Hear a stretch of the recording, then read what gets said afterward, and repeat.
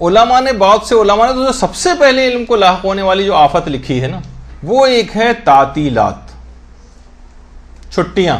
یہ تو اخبار کی کٹنگ ہم آپ کو اس کے طور پہ اکثر و بیشتر آپ دیکھا یہ اس بات کی چھٹی، اس بات کی چھٹی، اس بات کی چھٹی، اس بات کی چھٹی، ہر وقت بس چھٹیوں اور تعطیلات کے اندر جو ہے زندگی بسر ہو رہی. علماء خاص طور پر یہ بات کہتے ہیں کہ سب سے زیادہ تعطیلات سے، یہ اس کو نوٹ نہیں کر کے رکھ لیجئے گا کوئی تاریخ وغیرہ، یہ تو ایسی اخبار کی کٹنگ کے اعتبار سے آپ کو متوجہ کرانے کے لیے کہ چھٹیوں سے سب سے زیادہ نقصان جو ہے وہ لوگوں کو ہوتا ہے. یہ وجہ ہے کہ ہمارے علماء میں سے آیت اللہ محسن امین عاملی جن کی بہت مشہور کتاب اعیان الشیعہ ہے، انہوں نے حوزے میں بھی اور ویسے بھی طالب علموں کے اعتبار سے چھٹیاں کرنے پر سخت افسوس کا اظہار کیا، سخت افسوس کا. کہا سب سے زیادہ طالب علم کو جو چیز نقصان پہنچاتی ہے نا وہ چھٹی کرنا ہے. اور ہمارے علماء اور مراجع میں سے خاص طور پر شیخ جواد تبریزی یہ تو فرماتے تھے کہ 30 سال ہو گئے ہیں میں چھٹی کے مفہوم سے ہی ناآشنا ہوں. زیادہ عرصہ نہیں ہوا شیخ جواد تبریزی کے انتقال، چند سال ہوئے. فرماتے ہیں کہ 30 سال سے یا شاید کسی جگہ 40 سال کا میں نے پڑھا تھا، میں چھٹی کے مفہوم سے ہی ناآشنا ہوں. مجھے معلوم ہی نہیں کہ چھٹی کیا ہوتی. ایک طالب علم کے لیے، ایک مبلغ کے لیے چھٹی کا کیا ہے؟ آج میں تبلیغ کچھ نہیں کروں گا، آج بس میں گھر پہ بڑا سوتا رہوں گا. طالب علم آج میں کچھ نہیں پڑھوں گا، آج میں صرف ٹی وی دیکھتا رہوں گا. یہ کون سا طالب علم ہے؟ اس کو روزانہ ہر وقت ہر آن کوئی موقع ایسا ہاتھ سے نہیں جانے دینا چاہیے جس میں علم حاصل نہ کرے. چھٹی کا کوئی تصور نہیں.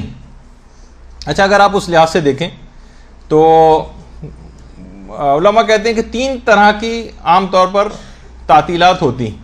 ایک تو وہی رسمی تعطیلات ہوتی ہیں جنہیں گیزیٹڈ ہالیڈیز وغیرہ کہا جاتا ہے کہ جناب 14 اگست کی چھٹی آ گئی اور جناب 23 مارچ کی چھٹی آ گئی، اس طرح کی ہوتی ہیں. کچھ غیر رسمی ٹائپ کی تعطیلات ہوتی ہیں، ایام ولادت آ گئے، 13 رجب آ گئی فلاں. وہاں پہ حوزے اور جو دینی مدارس ہیں ان میں عام طور پر اس طرح کی چھٹیاں بہت ہوتی ہیں. شہادتوں کے ایام میں چھٹی ہے، ولادت کے ایام میں چھٹی ہے، یہ چھٹی ہے، وہ چھٹی ہے، وہاں پہ بھی چھٹیوں کا بڑا سلسلہ ہے. تو اچھا بعض اوقات اس طرح کی بھی غیر رسمی چھٹیاں ہیں کہ جناب حالات خراب ہو گئے، جو یہاں سب سے زیادہ پیش آتی ہیں چھٹیاں، اور اس کے اندر چھٹی کرنی یوں بھی ضروری ہو جاتی کہ جان کا رسک نہیں لیا جا سکتا. بارش ہو گئی، شدید گرمی ہو گئی، کبھی جو ہے جناب جو استاد ہے وہ چھٹی کر گیا، کبھی طالب علم نے خود چھٹی کر لی. یہ غیر رسمی چھٹیاں بھی ہیں. تو رسمی چھٹیاں الگ ہیں، پھر غیر رسمی چھٹیاں الگ ہیں. کچھ علماء فرماتے ہیں کہ جو کچھ چھٹیاں ایسی ہوتی ہیں جو تعطیلات غیر محسوس ہوتی ہیں، غیر محسوس تعطیلات.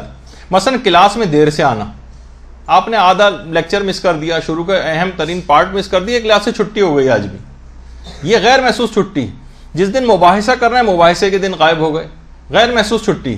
یا کلاس میں موجود ہیں لیکن درس توجہ سے نہیں سن رہے، یہ غیر محسوس جو ہے وہ تعطیل ہو گئی.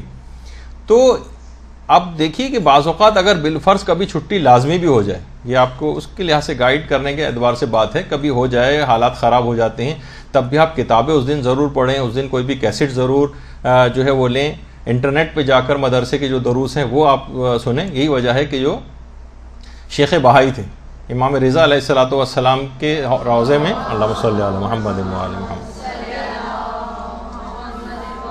شیخ بہائی کے شاگرد کہتے ہیں، خود شیخ بہائی کی قبر ہے، ان کے شاگرد کہتے تھے کہ ہم تعطیلات میں بعض دفعہ ایام درس سے زیادہ استفادہ کر لیتے ہیں. اگر چھٹیاں بھی ہو جائیں نا تو ایام درس سے زیادہ استفادہ ہو جاتا ہے. اور آپ دیکھیں کہ اس میں وہ کہتے تھے ہم دیگر علماء کے درس میں جا سکتے ہیں، ورنہ جو درس ہو رہے ہوتے ہیں اس میں اپنے استاد کے پاس ہی اتنا ٹائم لگ جاتا ہے. نہیں، اس میں چھٹیوں میں ہم دیگر علماء کے دروس میں بھی جاتے ہیں، غیر درسی کتابیں ہم پڑھ لیتے ہیں چھٹیوں میں، ادبیات کی کتابیں پڑھ لیتے ہیں ورنہ کورس کی کتابوں سے فرصت نہیں ملتی، شعر و سخن کی کتابیں پڑھ لیتے ہیں، مذاکرات دینیہ جو ہیں اس کے اندر ہم لوگ چلے جاتے ہیں. تو چھٹی کے معنی اگر یہ سمجھے جائے کہ بیکار فضول وقت ضائع کیا جائے، بس رشتہ داروں کے گھر میں غیر ضروری آمد و رفت، گھنٹوں وہاں پہ بیٹھے رہنا، کئی دن ان کے گھروں کے اندر رکے رہنا، یہ طالب علم کو کسی بھی طور پر یہ سزاوار نہیں کہ اس طرح کے اپنے وقت کو ضائع کرے. بالکل اس کو اپنے وقت کو بچانا چاہیے، یعنی بلکہ اس کو کوشش کرنی چاہیے کہ جو کام وہ پورے سال میں نہیں کر سکا ہے، جو اس کی کمزوریاں رہ گئیں، وہ تعطیلات کے دنوں میں جو ان کمیوں کو پورا کر لیں. یہی وجہ ہے کہ پیغمبر اسلام کے جو مخلص اصحاب تھے وہ وقت کو، یہ جو ٹائم ہے، اس کو سونے اور چاندی سے زیادہ قیمتی سمجھتے تھے.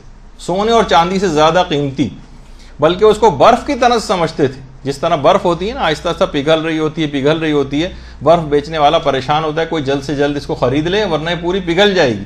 تو فرصت کے لمحات بھی دیکھیے بہت تیزی کے ساتھ گزر جاتے ہیں. بعض اوقات آپ دیکھتی ہیں بیماری آ جاتی، خود آپ بیمار ہو گئی، گھر میں کوئی بیماری آ گئی، کوئی پریشانی آ گئی، تو جو چھٹیاں عام طور پر ہوتی ہیں نا، عام طور پر جو آپ کے اپنی طرف سے جو آپ چھٹیاں کر لیتی ہیں، دل نہیں چاہ رہا، آج گرمی زیادہ لگ رہی ہے، آج میری نیند پوری نہیں ہوئی تھی، ذرا سو لوں، آج میں اسکول یا کالج سے دیر سے آئی، اب بہت تھکن بہت ہو گئی ہے، تو یہ غیر حاضری جو ہے علم کی برکتوں کو ختم کر کے رکھ دیتی. یہ بات یاد رکھ لیجئے، چھٹیاں جو ہیں علم کی برکت کو ختم کر دیں گی.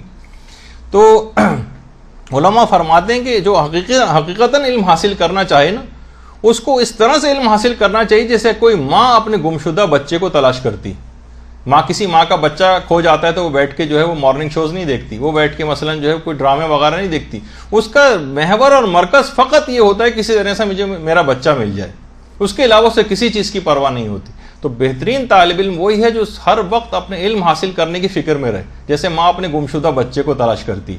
کچھ علماء تو ایسے گزرے ہیں جو باقاعدہ آپ حیران ہوں گے اور کہیں گے، جو بظاہر خدا نخواستہ ان کے لیے خپتی کا لفظ استعمال کر دیں، جو حوزہ علم اس زمانے میں نہ فون ہوتے تھے، نہ کوئی ٹیلی گراف ہوتا تھا، نہ کچھ ہوتا تھا، دوسرے ملکوں سے آئے ہوئے ہوتے تھے، تو خطوط کئی مہینوں میں ان کے پاس پہنچتے تھے تو اپنے خطوط کو کھول کر نہیں پڑھتے تھے، کیونکہ کوئی بھی ایسی خبر اس کے اندر ہو گئی، ایسا نہ ہو کہ ہمیں وہاں واپس وطن جانا پڑ جائے اور اتنے عظیم مقصد کے لیے جو ہیں اس میں کوئی رکاوٹ آ جائے. بہت سی چیزیں آپ کہیں گی کہ تو بھائی بڑی ویسی بات ہو سکتا ہے، چلے میں میکسیمم کہوں کہ کسی قریبی رشتہ دار کے مرنے کی خبر بھی ہوتی تو کہتے زیادہ زیادہ انتقال ہو گیا ہوگا نا، پروردگار کے جوار میں پہنچ گیا. لیکن میں اگر اس سفر کو مہینوں اختیار کر کے پھر وطن واپس گیا، پتہ نہیں واپس آنا نصیب بھی ہو یا نہ ہو، اور میں اتنے بڑے دینی کام سے رہ جاؤں جو میرے ذمہ اللہ نے ذمہ داری ڈالی. وہ خط کھول کے نہیں پڑھتے تھے، اور یہاں آج ہی آپ کے ہاتھ میں آپ ایک سیکنڈ ضائع کیے بغیر SMS اپنا ضرور پڑھ لیتی ہیں، چاہے کلاس ہی کیوں نہ ہو رہی.